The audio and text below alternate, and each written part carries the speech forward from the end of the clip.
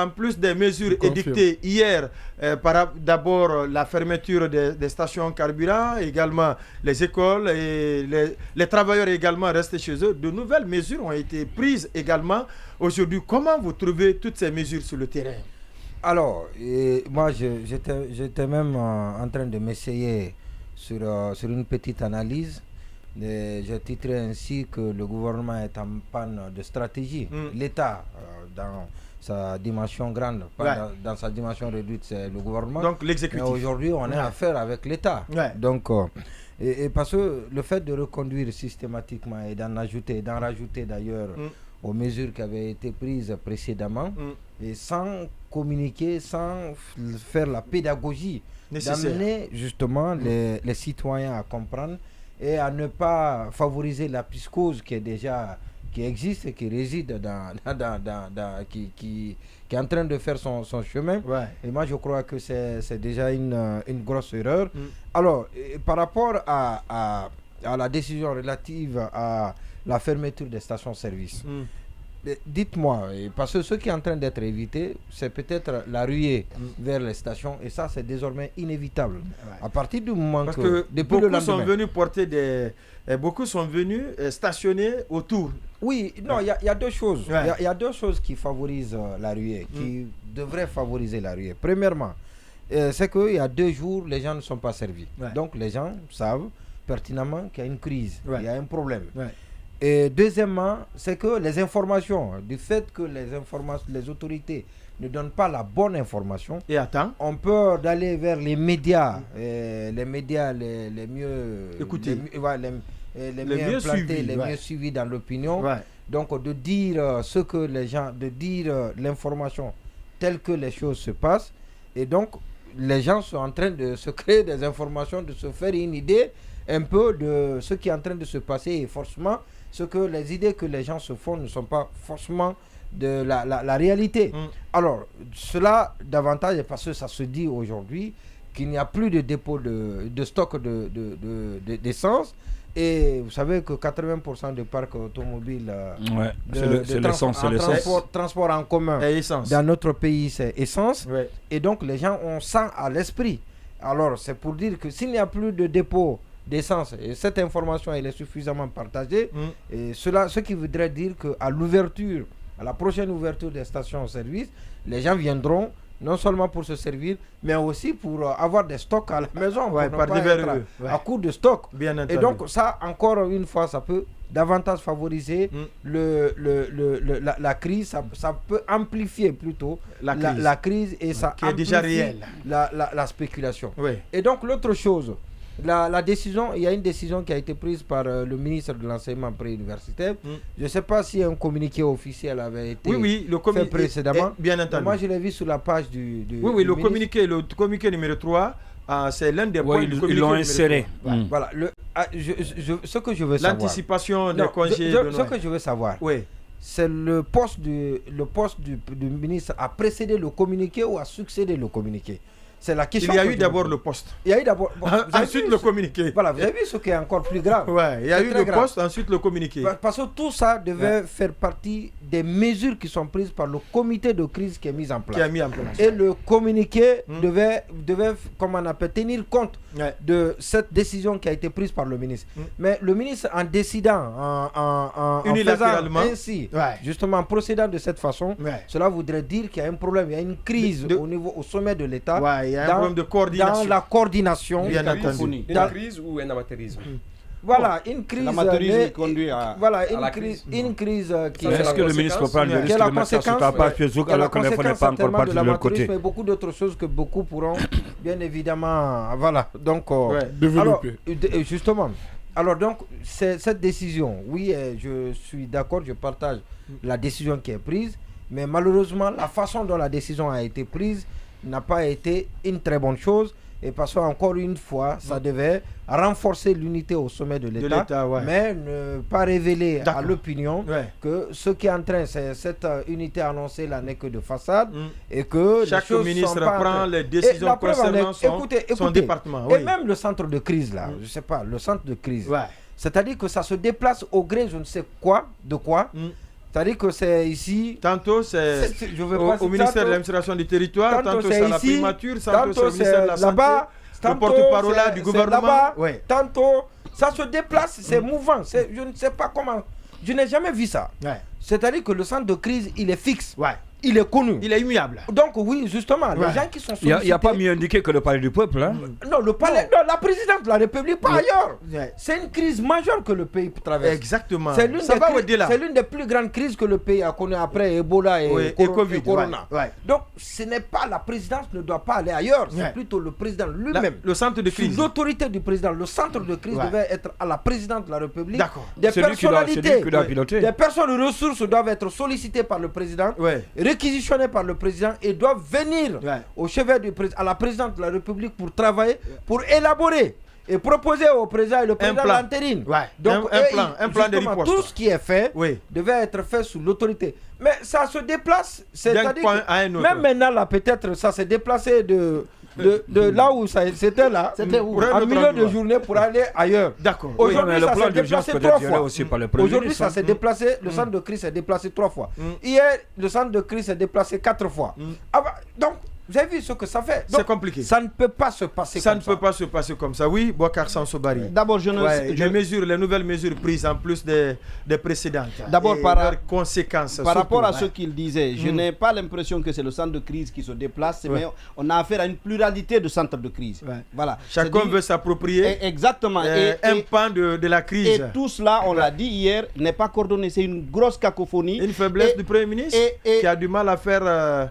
à montrer son notoriété. J'allais dire son autorité. En réalité, le fait que le Premier ministre ne sache pas imposer son autorité sur l'ensemble du gouvernement, ce n'est pas une révélation. C'est-à-dire, nous le savons, beaucoup d'indices nous ont permis de le mettre en évidence. Ce n'est que, on le constate aujourd'hui malheureusement à travers cette crise.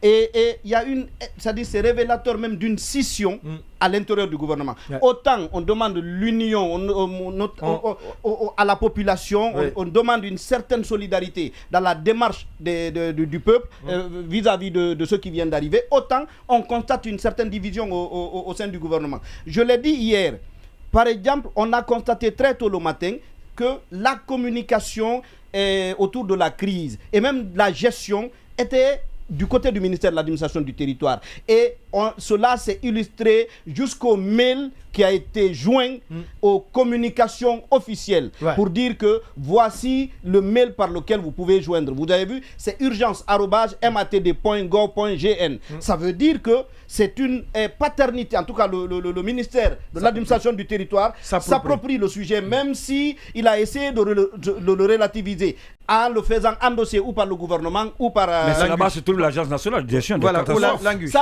La question n'est pas ça. Non, la question n'est pas ça. Mais attention, il faut pas... Il va terminer. Permettez. C'est-à-dire, c'est pas ce dont je suis en train de parler.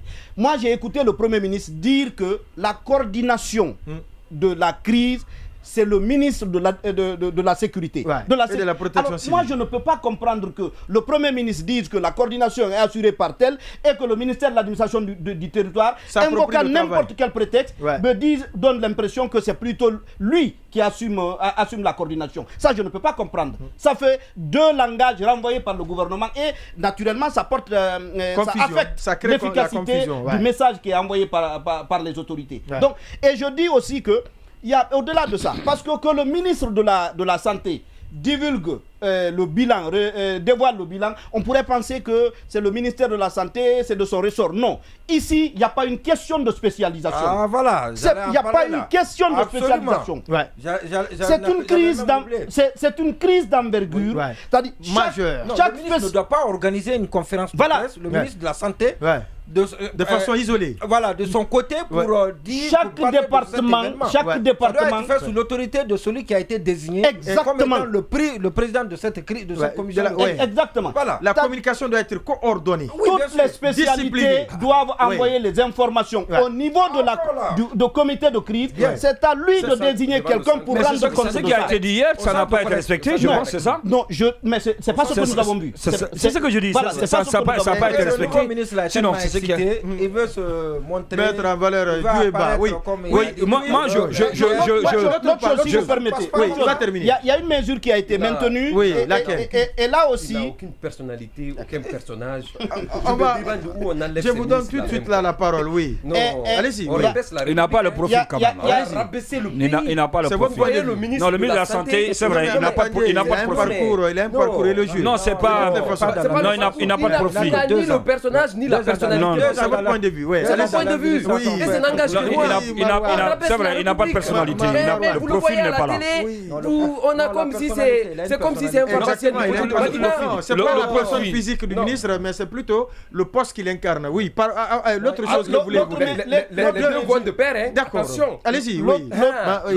L'autre chose, l'autre mesure dont j'interroge la pertinence, c'est le maintien de cette demande faite aux citoyens de rester chez eux, de manière indistincte. Ce n'est pas que ceux qui travaillent à Kaloum, parce que autant... Mais tout le Grand Conakry. Oui, autant on nous renvoie l'image d'une crise qu'on est en train de maîtriser, autant quand vous dites à toute la population de rester à la maison, vous êtes en train de dire à la population que c'est suffisamment grave. Je ne sais pas comment on... Oui, mais si les stations sont fermées, ça va de soi. Si les stations sont fermées, c'est la conséquence directe. Voilà, justement, c'est la conséquence directe de l'immobilité. On ne peut pas sortir.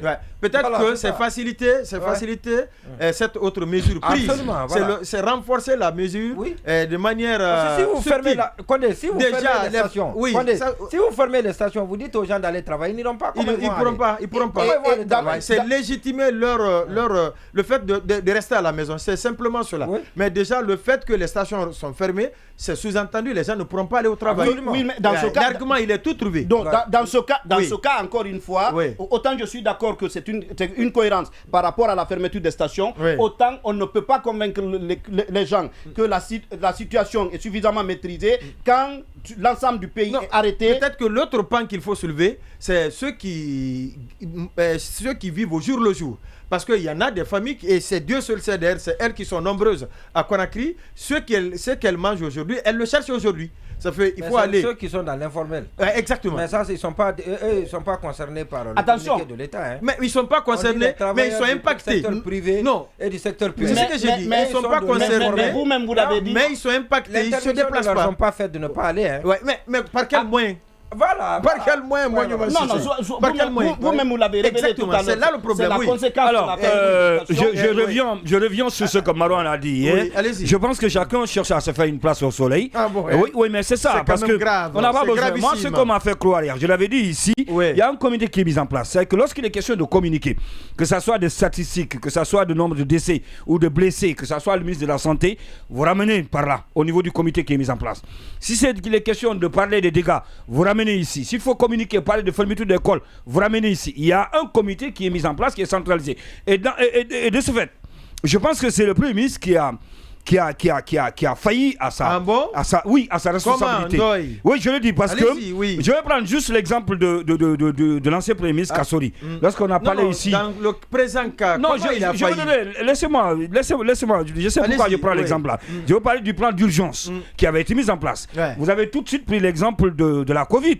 Lorsqu'il a été question de parler des médias pour le rapport, la communication, l'apport que le soutien ou l'apport que le rôle que les médias ont joué lorsqu'il a été question de parler de la Covid. C'est pourquoi j'ai pris l'exemple de l'ancien ministre lorsqu'on a parlé du plan d'urgence du Premier ministre. Alors, plan d'urgence aujourd'hui, c'est vrai qu'il y a l'agence qui est créée au niveau du ministère de l'administration du territoire et de la décentralisation, mais le Premier ministre, on laisse même le président de la République. Le président de la République ou le président de la transition, autant pour moi, peut regarder ou peut coordonner de loin. Mais le Premier ministre, lui, doit prendre ses responsabilités. Mais c'est ce qu'il fait. Mais non, mais il ne l'a pas fait. S'il l'avait fait, la manière dont on l'a apprécié ces derniers temps, c'est que les responsabilités qu'il avait prises à un moment donné, dans la coordination des membres du gouvernement, si c'est cette même responsabilité qu'il avait imposée aujourd'hui, par rapport à la coordination des différentes mesures et autres qui sont prises pour la gestion de la crise, on n'allait pas arriver à ce qu'on est.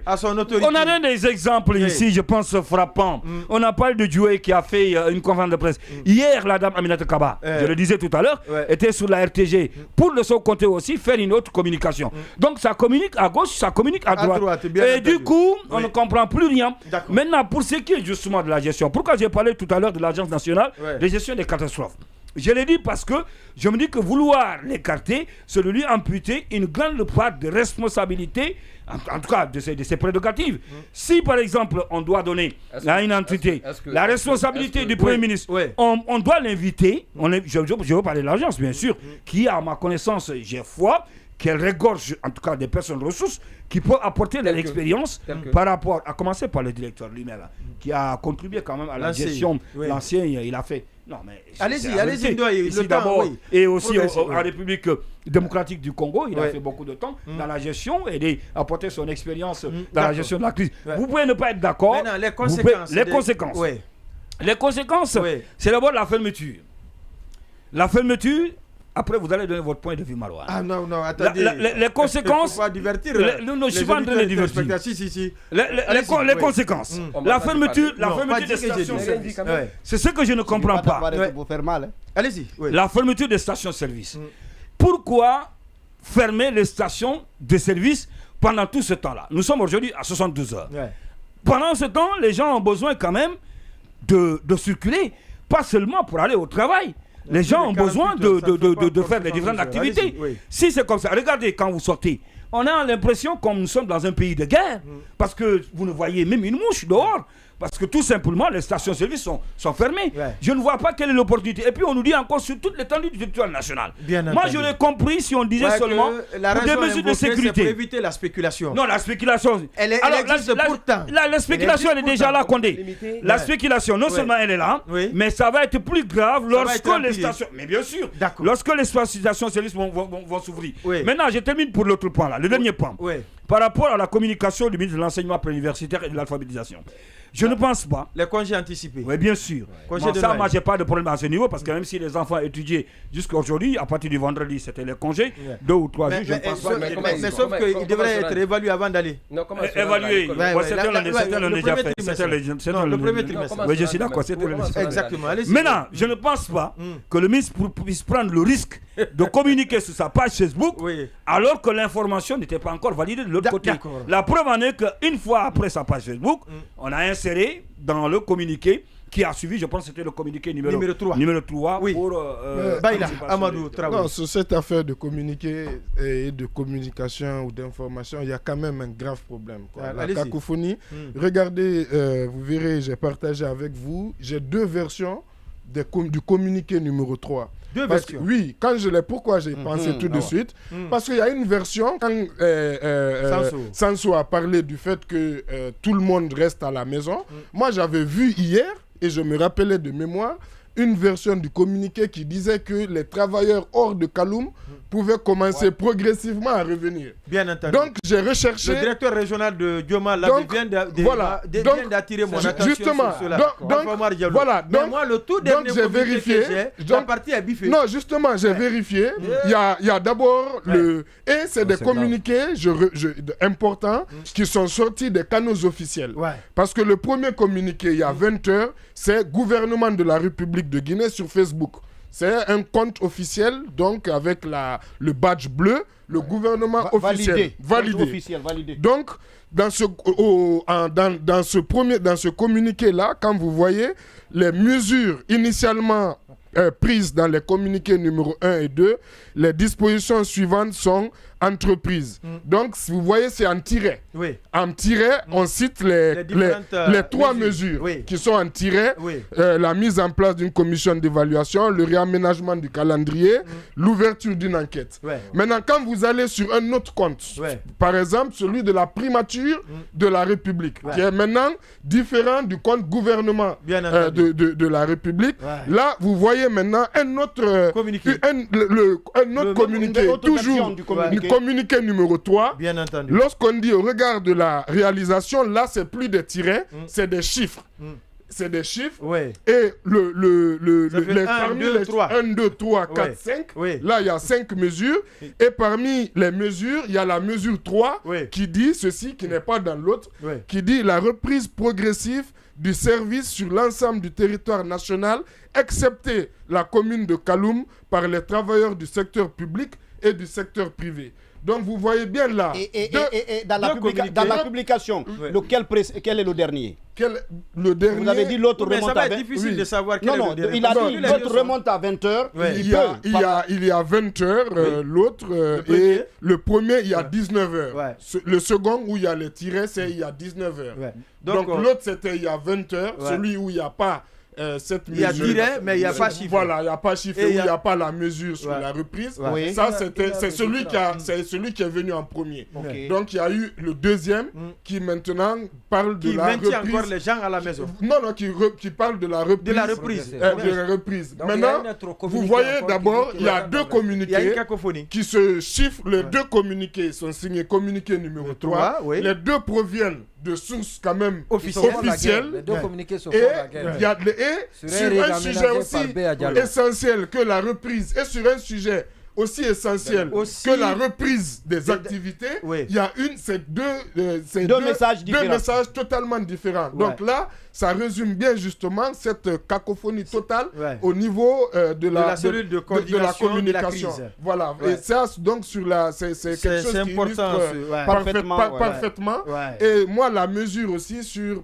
même si je pense hier l'interdiction le matin de la fermeture des stations-service, je pense qu'à mon humble avis, c'était une mesure de bon sens. Hier, vu la situation, vu ce qui se passe. Mais je pense que 24 heures après, sur toute l'étendue du territoire, peut-être. On a transporté la crise mais justement, mais 24, non, mais il ne faut pas oublier que cette mesure a été prise au matin même c'est-à-dire dans la panique, dans le feu de l'action.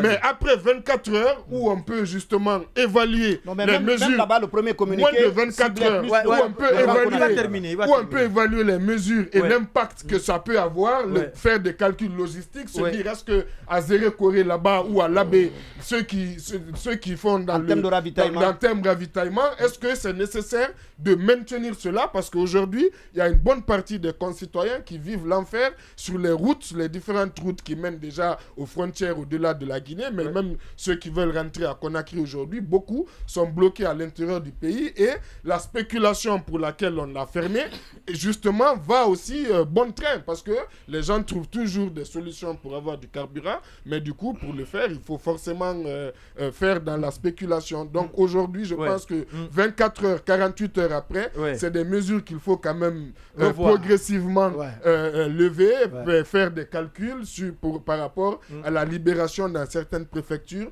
et même à Conakry, même s'il faut établir un programme, 2 heures par jour, ou en tout cas, on en a besoin. Oui. Alors moi, je me demande si, par exemple, cette mesure de levée de la fermeture des stations, on peut aujourd'hui l'envisager alors qu'on n'a a priori aucune vue sur le ravitaillement à long terme. Si, par exemple, on ne sait pas, si dans une semaine, en tout cas, les stations disposeront toutes les cuivres de ce dépôt central. Donc il faudrait déjà qu'au niveau du comité de crise, on réfléchisse pour nous dire la suite, qu'est-ce qui va se passer. On va rester comme ça? Non, ce n'est pas une solution. On va écouter Marwan aussi.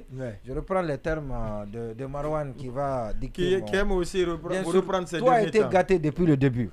À partir du moment qu'on a pris la décision de fermer les stations, quand vous allez ouvrir les stations, à n'importe quel moment, et bien évidemment, il y aura la ruée vers les stations. Et il faut ouvrir. Oui, non, je sais. Parce que l'économie est sur cale. L'économie ne fonctionne pas. L'économie est tributaire du déplacement. Donc, d'un petit, pas d'un petit, mais d'un incident, et on peut grave incident. Mais on peut se retrouver avec un autre plus grave. Avec des convictions. Avec un autre plus grave. Bien entendu. Qui peut bien évidemment entraîner mais si on ne trouve pas la réponse durable à la question, on ne peut que différer le problème.